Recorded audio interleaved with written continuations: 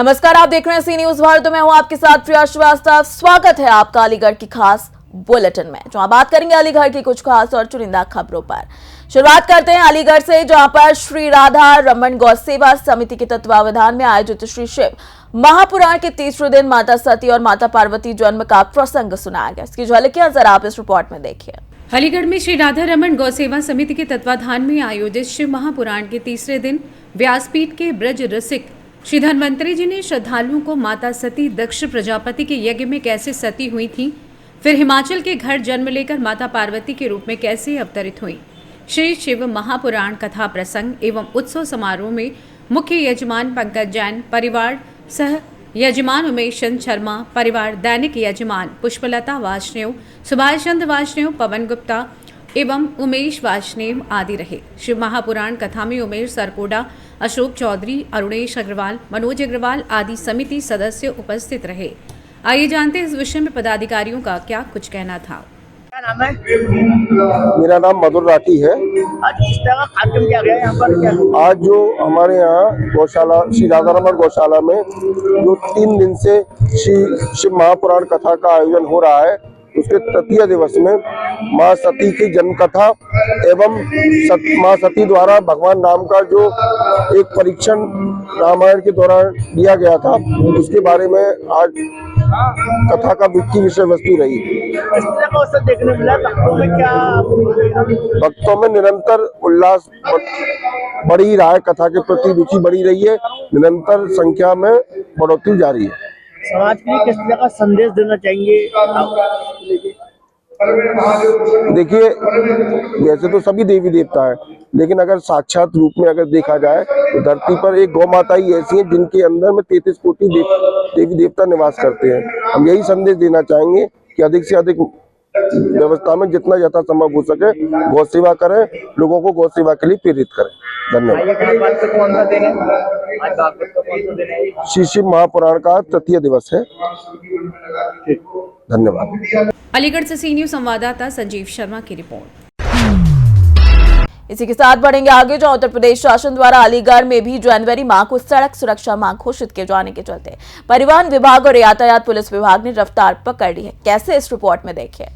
उत्तर प्रदेश शासन द्वारा अलीगढ़ में जनवरी माह को सड़क सुरक्षा माह घोषित किए जाने के चलते परिवहन विभाग और यातायात पुलिस विभाग ने रफ्तार पकड़ ली है, जिसको लेकर आज एसपी ट्रैफिक उत्तम सिंह, एआरटीओ प्रवेश कुमार यादव एवं पीटीओ ज्योति मिश्रा के द्वारा सुभाष चौक पर चेकिंग और हेलमेट वितरण अभियान चलाया गया, जिसके अंतर्गत सीट बेल्ट और बिना हेलमेट के चालान किए गए। चालान की प्रक्रिया के बिना हेलमेट के चलने वाले वाहन चालकों को हेलमेट और गुलाब का फूल देकर भविष्य में ट्रैफिक नियमों का पालन करने के लिए प्रेरित किया गया। उत्तर प्रदेश शासन द्वारा लगातार वाहन चालकों की जागरूकता अभियान चलाए जाते रहते हैं, जिसमें लगातार संयुक्त अभियान चलाकर विभागीय अधिकारियों द्वारा जनता को ट्रैफिक नियमों का पालन करने के लिए भी सभी वाहन चालकों को समझाया जाता है। चालान से मायूस वाहन चालकों के चेहरे हेलमेट पाकर खिल उठे। आइए जानते हैं इस विषय में एसपी ट्रैफिक अलीगढ़ उत्तम सिंह का और क्या कुछ कहना था। अलीगढ़ से सी न्यूज संवाददाता संजीव शर्मा की रिपोर्ट। किस तरीके से अभियान चलाया जा रहा है सर? ये शासन स्तर से जनवरी माह को सड़क सुरक्षा माह के रूप में घोषित किया गया है और सड़क सुरक्षा से होने वाली घटनाओं को 50% तक कम करने के लिए विभिन्न तरह के अभियान शासन से मिले हैं, जिसके तहत आज ये परिवहन विभाग और यातायात पुलिस विभाग का संयुक्त एक ये जागरूकता और प्रवर्तन अभियान चलाया गया, जिसमें जो हेलमेट नहीं पहने थे या जो लोग सीट बेल्ट नहीं पहने थे उनको फूल देकर उनको इसके लिए प्रेरित किया गया कि वो लोग आगे चल के हेलमेट पहने और सीट बेल्ट लगाएं, और साथ ही कुछ लोगों को यहाँ पे हेलमेट भी वितरित किए गए। सर, कब तक रहेगा ये अभियान? ये पूरे 1 माह का अभियान चलेगा, जिसमें अभी हम लोग जागरूक कर रहे हैं लोगों को, और फिर 11 तारीख से लेकर के 20 तारीख के बीच में सघन प्रवर्तन अभियान चलाया जाएगा, जिसमें चालान की अधिक से अधिक कार्रवाई की जाएगी। अलीगढ़ से सी न्यूज संवाददाता संजीव शर्मा की रिपोर्ट। इसी के साथ बुलेटिन में रुक करेंगे अलीगढ़ की अगली खबर का, जो अलीगढ़ जनपद के थाना दादो कस्बे में वैश्य समाज के लोगों ने अपने घरों पर मकान बिकाऊ के पोस्टर लगा लिए। आखिर ऐसा उन्होंने कदम क्यों उठाया, इस रिपोर्ट में दिखाते हैं। अलीगढ़ जनपद के थाना दादो कस्बे में वैश्य समाज के लोगों ने अपने घरों पर लगाए मकान बिकाऊ है के पोस्टर। वैश्य समाज के ज्यादातर लोगों ने अपने घर पर मकान बिकाऊ है के लगाए पोस्टर। वैश्य समाज के लोगों का आरोप है कि समाज के बुजुर्गों की बनी 1945 की धर्मशाला का ग्राम प्रधान व अन्य लोगों ने गलत तरीके से फर्जी बैनामा करा लिया है। धर्मशाला का फर्जी बैनामा कराकर वैश्य समाज के रास्ते को कर दिया बंद। वहीं ग्राम प्रधान राजकुमार की दबंगई से परेशान होकर कस्बे के वैश्य समाज के लोग परेशान हैं। ग्राम प्रधान के द्वारा वैश्य समाज के लोगों को कस्बे में नहीं रहने की धमकी दी गई है। ग्राम प्रधान की धमकी से परेशान होकर वैश्य समाज के लोग पलायन करने के लिए मजबूर है। अलीगढ़ के थाना दादो इलाके के दादो कस्बे की घटना बताई जा रही है। आइए जानते इस विषय में ग्रामवासियों का क्या कुछ कहना था। सर, मेरा संतोष महेश्वरी नाम है। कहाँ रहते हैं? मैं दादो में ही रहता हूँ। ये भैया किस तरीके के बोर्ड क्यों लगाए गए हैं? सर ये क्या राजकुमार प्रधान दरी ने हमारा धर्मशाला है बुजुर्गों की, उसका बैनामा करा लिया और हमें धमकी दे के गया 1.5 बनी है तो मैं यहाँ रहने नहीं दूंगा। और कितनी पुरानी धर्मशाला है? करीब 1945 की बनी हुई है। आजादी से पहले की? हाँ, आजादी से पहले की है। तो क्या आपके पुरखों की है वो? हाँ, ये हमारे बाबा ने बनवाई थी और पुरानी काफी धर्मशाला है। उस पर कब्जा करने की कोशिश कर रहे हैं? हाँ, रास्ते पे कब्जा करने की कोशिश कर रहे हैं। तो उसका बैनामा वगैरह भी कुछ हुआ है? हाँ, आज बैनामा करा के लाए। ये जवाहरलाल सन ऑफ चौकीलाल है, जवाहरलाल सन ऑफ चौकीलाल दादो निवासी। तो ये किस बेस पे इन्होंने बैनामा किया है? फर्जी? ये आबादी के उस पर वैसे ही फर्जी बैनामा कर दिया। क्या मांग करते हैं आप? सर, ये मांग ये है कि हमारी वो रास्ता खुल जाए, निरस्त कर दिया जाए बैनामा और धर्मशाला के लिए जगह मिल जाए सर। और हमारे पुराने बुजुर्ग कर गए दान, उस पर मंदिर या धर्मशाला जो भी हम उसकी रिपेयर करा रहे हैं सर। सब लोग सर वो यूज करें उसे। संजीव कुमार। कहाँ रहते हैं? दादों। क्या मामला है? ये क्यों पलायन के बोर्ड लगे हुए हैं? ये पलायन साहब हमारी क्या कहते हैं धर्मशाला की जगह पे और रास्ते में ये कब्जा करना चाहते हैं। आज बैनामा करवाया है। कौन कब्जा करना चाह रहा है? राजकुमार यादव प्रधान दरिया लाभौर पर ये बैनामा करा के लाया और दंड दे रहा है कि दादों में बनी हो तुम्हें रहने नहीं दूंगा। कितने 1.5 बनी हो तुम। तो वो जगह किसकी है? वो रास्ता है क्या है? वो धर्मशाला की रास्ता है। उस पर कब्जा करना चाह रहे हैं? हाँ, कब्जा कर रहे हैं। अब बैनामा करा लाए आज। तो इसीलिए अधिकारियों से बात नहीं हुई आपकी? अधिकारियों से बात हुई है, सब कह देते हैं, टालम टूल करते हैं। उसी दबंगी से प्लान करने पर मजबूर है? हाँ, दबंगी से। इनकी हम लोग दादो छोड़ कर क्या कहते हैं मकान बेच करके यहाँ से जा ही रहे हैं सर। अलीगढ़ से सी न्यूज संवाददाता संजीव शर्मा की रिपोर्ट। इसी के साथ बढ़ेंगे आगे, जो अलीगढ़ के बन्ना देवी थाना क्षेत्र के मसूदाबाद इलाके में स्थित उत्तर प्रदेश परिवहन निगम की वर्कशॉप में मंगलवार को भीषण आग लग गई। यह हादसा कैसे हुआ इस रिपोर्ट में देखिए। अलीगढ़ के बन्ना देवी थाना क्षेत्र के मसूदाबाद इलाके में स्थित उत्तर प्रदेश परिवहन निगम की वर्कशॉप में मंगलवार को भीषण आग लग गई। आग की वजह से वर्कशॉप में रखी 3 रोडवेज बसें पूरी तरीके से जलकर राख हो गईं। घटना के बाद वर्कशॉप में अफरा तफरी मच गई। सूचना मिलते ही मौके पर आला अधिकारी, पुलिस बल और दमकल की कई टीमें पहुंची और आग पर किसी तरीके से काबू पाने की कोशिश की गई।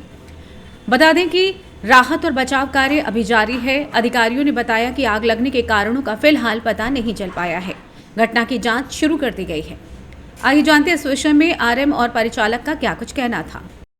हाँ, किस तरीके का सर आपका निरीक्षण किया गया? क्या किन कारणों के चलते आग लगी? कितनी बसों में आग लगी सर? इसमें जब हम आए तो बताया गया कि हमारे एसएम साहब द्वारा सर आवाज़ नहीं, पीछे से जैसे कुछ लोग ताप रहे होंगे ऊपर, तो उन्होंने कुछ जलता हुआ चीज़ इसमें फेंकी। तो रेक्सीन है चूँकि इसमें आग पकड़ ली, इस वजह से इसमें आग लग गई।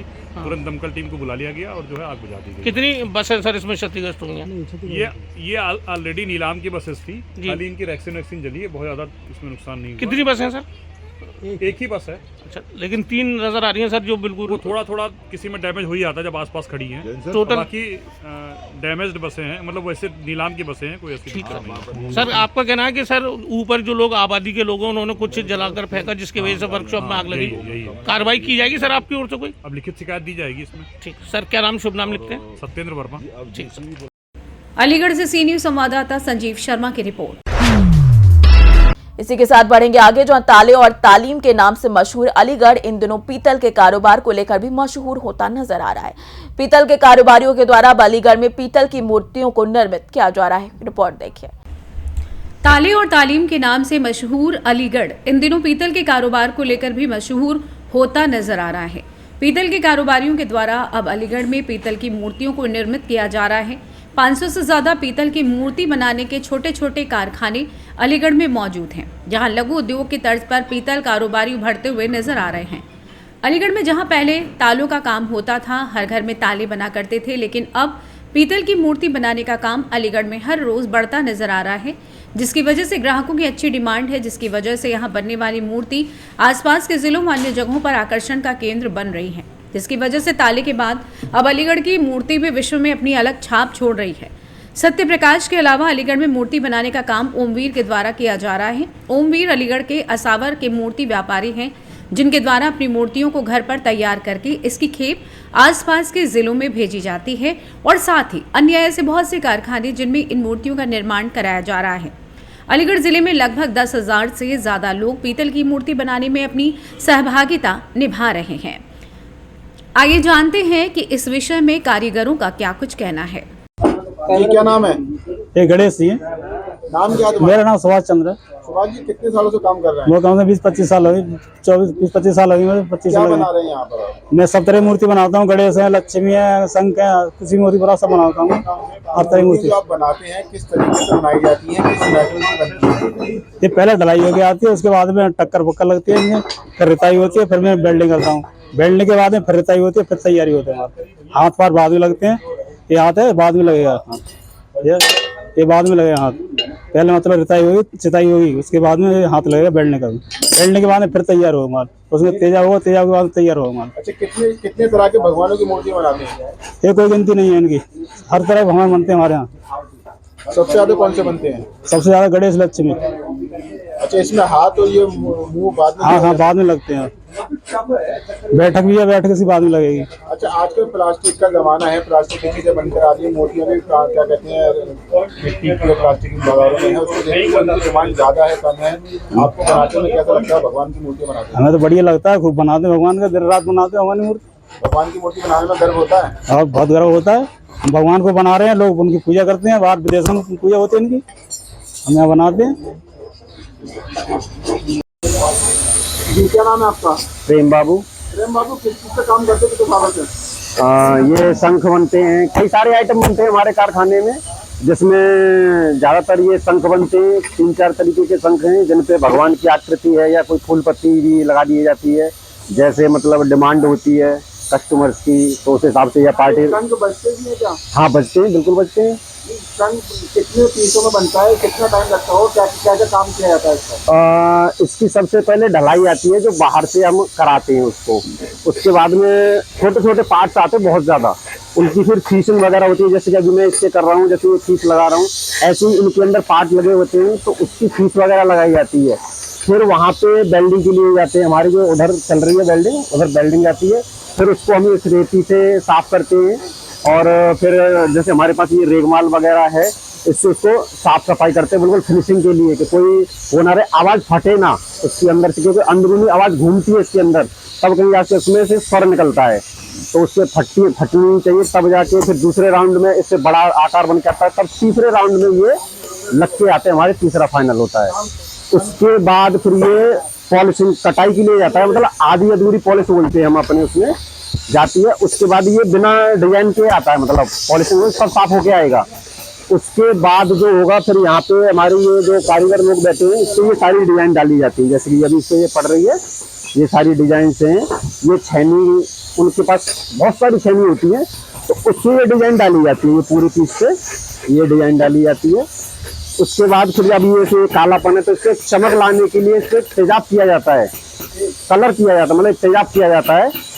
उसके बाद इससे पॉलिश की जाती है, मतलब फाइनली जो होता है वो पॉलिश का काम होता है। पॉलिश के बाद में इसमें बहुत काफ़ी चमक आ जाएगी, बहुत चमकने लगेगा पीस, एकदम नए लुक जैसे कोई भी चीज़ होती है। ऐसा लगता है कि आप ये शंख बनाते हैं, पहले पानी में पाए जाते थे, उसका आवाज़ लगाया करते थे, अभी हाथों से बनाए जा रहे हैं, ऐसा लगता है बनाने में, उसको पूजा में इस्तेमाल किया जाता है। काफी टफ चैलेंज के बाद में, जैसे किसी अगर कुदरती चीज को अगर मानव द्वारा बनाई जाए वो चीज, तो थोड़ी परेशानियां होती हैं। तो ये तो हमारे जो कारखाने के मालिक हैं, उन्होंने ही कभी मेहनत की है, हम तो जब से आए तब से ऐसे ही पाया है इसको। पर वो बताते हैं कि काफी मेहनत के बाद में ये बजने के लायक बना पाए हम इसको, तो उसके बाद ही फिर मतलब बजने लगता है, तो अजीब लगता है। और मुझे लगता है कि शायद अभी इसको या कोई दूसरा कोई मैन्युफैक्चरिंग नहीं कर पा रहा है, क्योंकि इसमें काफी सारी मेहनत है, बहुत सारे पार्ट हैं, तो उसको मैन्युफैक्चरिंग करना सबके बस की बात नहीं है। अलीगढ़ से सी न्यूज़ संवाददाता संजीव शर्मा की रिपोर्ट। इसी के साथ बढ़ेंगे आगे, जो अलीगढ़ शहर के कोतवाली नगर क्षेत्र के ऊपरकोट स्थित जामा मस्जिद को लेकर आरटीआई कार्यकर्ता और भ्रष्टाचार विरोधी सेना के राष्ट्रीय अध्यक्ष पंडित केशव देव गौतम ने सिविल जज कोर्ट में वाद दायर किया है। रिपोर्ट देखें। अलीगढ़ शहर के कोतवाली नगर क्षेत्र के ऊपरकोट स्थित जामा मस्जिद को लेकर आरटीआई कार्यकर्ता और भ्रष्टाचार विरोधी सेना के राष्ट्रीय अध्यक्ष पंडित केशव देव गौतम ने सिविल जज कोर्ट में वाद दायर किया है।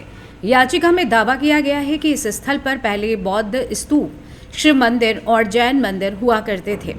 उन्होंने सूचना के आधार पर आरटीआई और नगर निगम से प्राप्त साक्ष्यों के आधार पर इस स्थल को खाली कराने की मांग की है। अदालत ने इस मामले की सुनवाई के लिए 15 फरवरी की तारीख तय की है। याचिकाकर्ता का आरोप है कि कूट रचित दस्तावेजों के आधार पर जामा मस्जिद की स्थापना की गई थी। आइए जानते इस विषय में केशव देव गौतम का क्या कुछ कहना था। याचिका डाली गई और क्या कह गया है याचिका में? ऊपरकोट जामा मस्जिद को लेकर के याचिका दायर की है हमने, और जैसा कि हमें आरटीआई से जब प्रपत्र प्राप्त हुए हैं अलग अलग विभागों से, पुरातत्व विभाग से जो पत्र प्राप्त हुआ है उसमें बौद्ध स्तूप, शंकराकार का मंदिर और जैन मंदिर का उल्लेख है और शिव स्तंभ का भी है। नगर निगम ने सार्वजनिक भूमि घोषित की है। पुरातत्व विभाग ने ऊपरकोट कमेटी को अवैध करार दिया है अपनी जांच आख्या में। सभी को आधार बनाते हुए माननीय न्यायालय सिविल कोर्ट में मैंने याचिका दायर की है।